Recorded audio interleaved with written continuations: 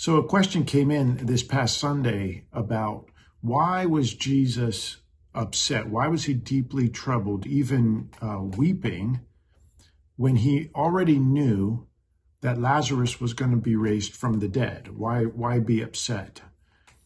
I think you have to look at what John is saying when he said that Jesus wept and that he was deeply troubled and even angry. Really, the proper way to read that is that Jesus burst into tears. When it says he was deeply troubled and that he was angry, what John means is he was full of rage. That's how that is to come across. He's full of anger, enraged, kind of like how he was when he flipped the tables in the temple.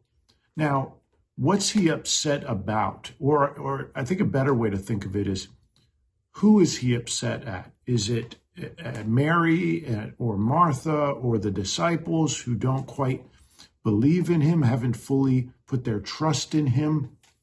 And I don't think that's it.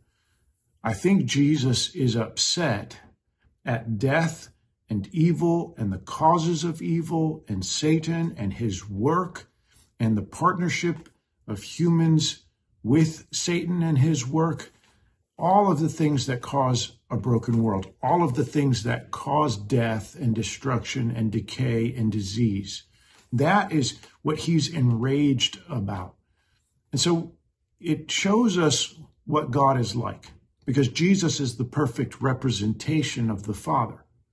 And he's enraged. He's unhappy. He's angry, deeply troubled at everything that's gone wrong with the world, and he's come to do something about it. And notice also, he deals with Martha differently than he deals with Mary. He's a little bit more straightforward with Martha because Martha is maybe a little more business-like. She's like, okay, what do we need to do? Whereas Mary is more empathetic. She feels things more. And so Jesus interacts with people based on what they need, on their personality, on their emotions. Another thing we see is a God that is not a machine. He's not a force. He's personal. He cares. He has feelings.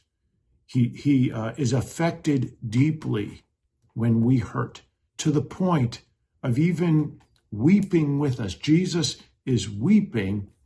He's angry. He wants things to be right. As much as you and I want things to be right, God wants things to be right, and he's doing something about it. And so that's actually great news that Jesus is a caring person. Our God is caring. He's loving, he's gracious, and he's merciful and compassionate. And he's done something to solve the problem of death and disease. And one day it will be done, and we'll be with him, and we'll be made whole.